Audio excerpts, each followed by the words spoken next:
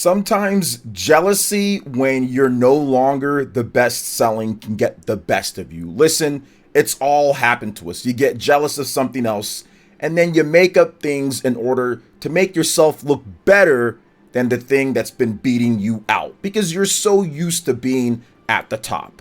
You know what? It's understandable for these big major companies to sometimes feel that way.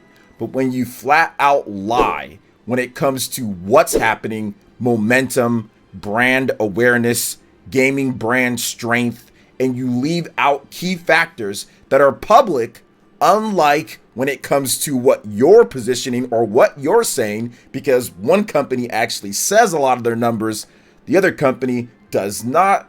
That's when we have to step in and say, maybe this company's just a bit salty about the success and the historic rise that we've seen from one generation to another with this certain brand. And we're going to talk about it here. You guys see it in the title. But before we get into all that, guys, please make sure you enter in to our Legend of Zelda Tears of the Kingdom Collector's Edition giveaway. I am giving away one of those on June 1st. All you got to do to enter is subscribe, hit the like button, notification bell. Check out the link in the description and go vote on the community page on your favorite Legend of Zelda Tears of the Kingdom power. Comment on there, and I will pick one random winner. But let's go ahead and jump right back into this because I saw this random and yes, appropriately titled article on Nintendo Life, and it says Nintendo's brand momentum has been flat since 2018, says Sony. And the subtitle was, we're not sure we believe that. Yeah, press X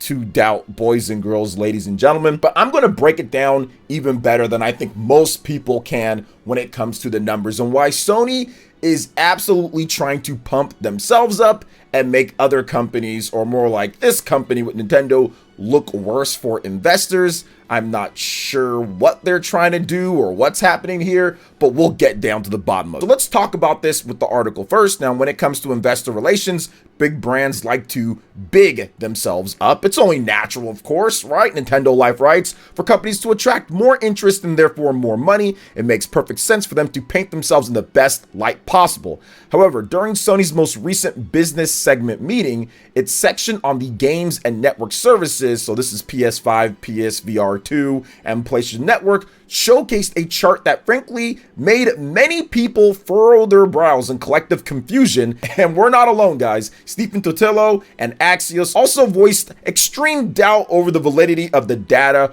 on Twitter. Now, the chart in question measures the overall brand momentum of the three top dogs in gaming. That's PlayStation, Nintendo, and Xbox. And we're talking about the dedicated console business. Obviously, you have the mobile, smartphone, and other businesses out there that do crazy stuff that's very big as well. But we're talking about the actual dedicated hardware business here.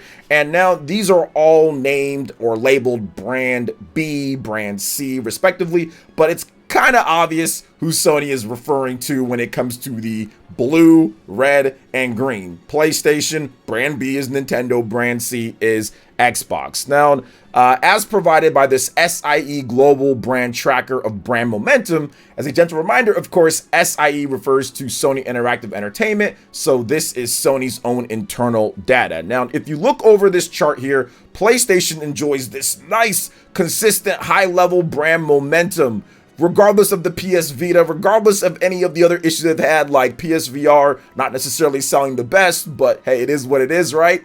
Regardless of all of that, Nintendo is in second place, right? They have the highest brand momentum. Xbox is in third place. Now, PlayStation's momentum also sees the most variation over the course of 4 years, peaking at the launch of the PlayStation 5 around Q2 FY 2020. Now, Xbox also sees a similar bump around the same time, and given the Xbox Series X and S launched just 9 days prior to the PS5, yet the numbers are undoubtedly significantly lower. Now, the interesting thing here that Nintendo Life points out is Nintendo's momentum has seemingly flattened since 2018, despite periods of significant success with a lot of major titles. And we're going to break it all down here better than Nintendo Life did. They mentioned a few games, but I want to go over how this is all BS. And I would say the actual word, but it's all complete nonsense. And if you're an investor in PlayStation, this is a lot of hogwash. This is a lot of malarkey. This is a smorgasbord of nothingness when it comes down to this chart here, because it's making themselves look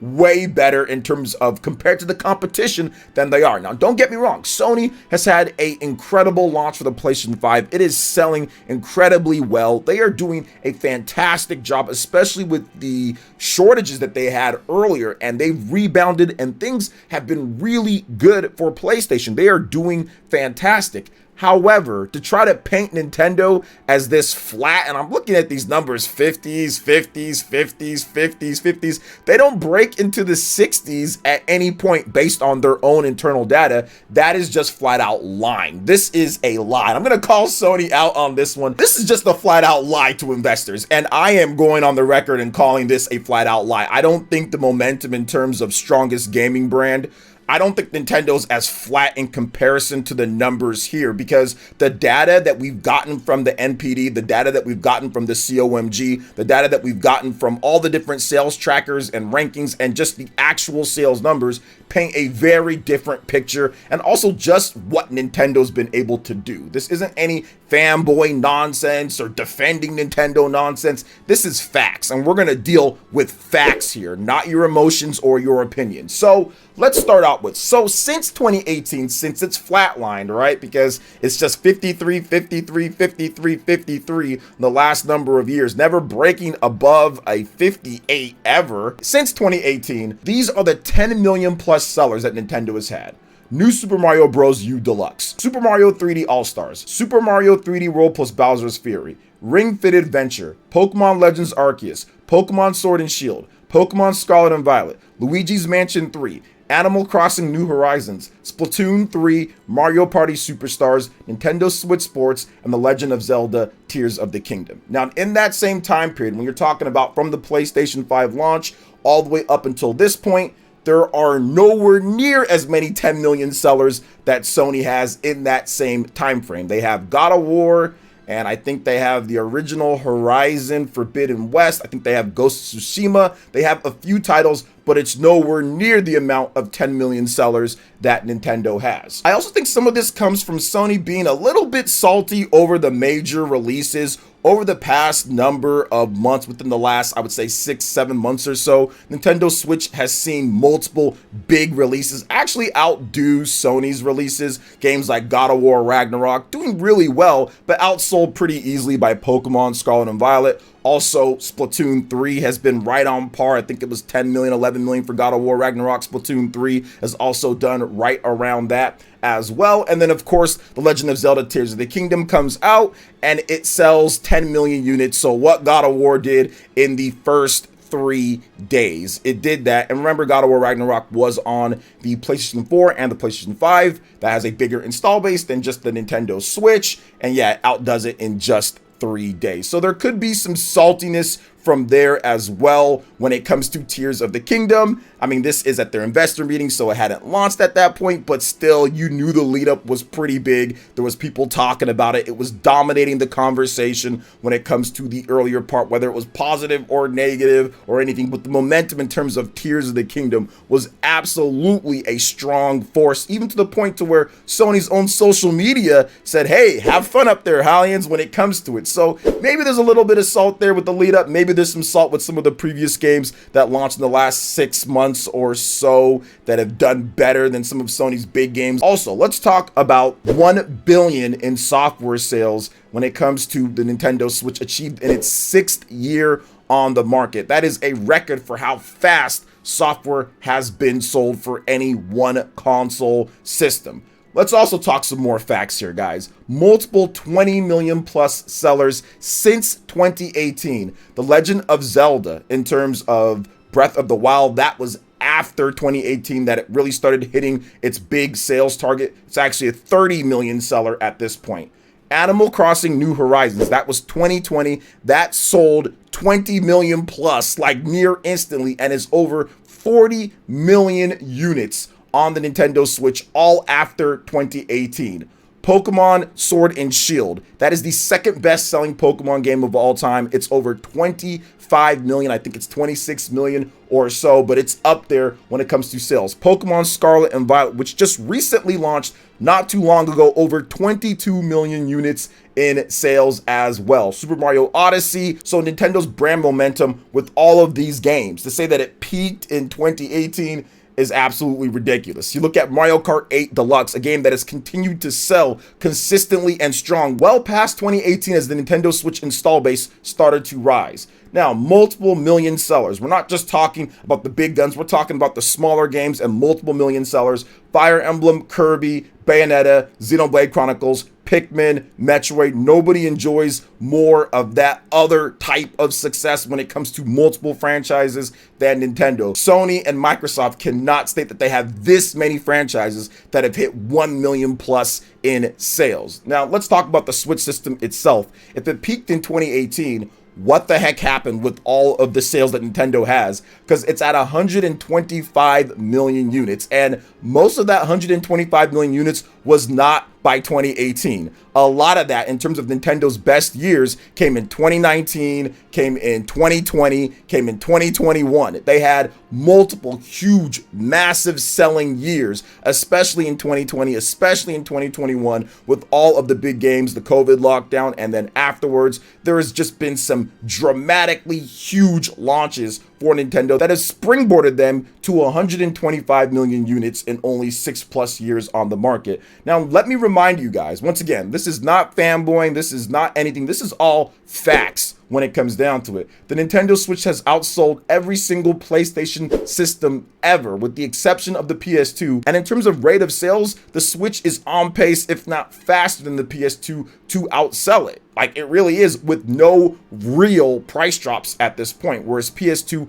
got a multitude of price drops. The Nintendo Switch has not. Now, if you look at the multiple time best-selling console of the year, even after the PlayStation 5 launched, and with many areas having the 6+ year-old Switch even outsell the PS5, even when it has ample stock. Like in Japan, we're seeing that the Switch is outselling it. And we also saw in the most recent NPD that the Switch also outsold the PS5 as well. So if Nintendo's popularity peaked in 2018, why are they still outselling the PlayStation 5 and Xbox Series multiple years later at this point, if everything peaked in 2018? Its old system past its prime that peaked in 2018 somehow outsells your super strong brand awareness system that has 10 points higher in terms of momentum and all of that. 10 points higher, but it's being outsold. What happened there? I do not understand this logic at all. Now, if you look at it too, guys, they have,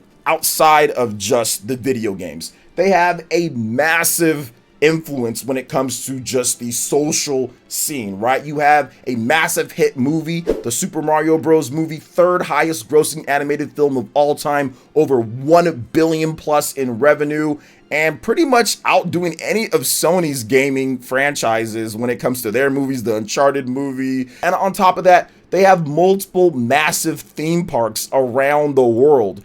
You do not do theme parks in 2021, 2022, 2023. They're building all these theme parks. You don't do that if your popularity peaked in 2018. You don't have a massive hit movie based off of a video game if your popularity peaked in 2018. You don't have multiple theme parks that see consistent guests and bring in big business to the surrounding areas. You don't see that if your popularity peaked 4 or 5 years ago or so. That just doesn't happen. So I'm going to sit here and say that this actual data here is completely BS, and Sony is just straight up lying to me, to their investors. This is a lie in terms of what the popularity of it is, or they're using incredibly biased or skewed data, maybe from Google searches. I'm not really sure where they're getting this because they didn't really reveal it, but it's completely deceptive to make themselves look a lot better compared to the competition that has been outselling them for quite some time now, starting with the Nintendo Switch and the PS4, and even through the PS5 era at this point. Now, once again,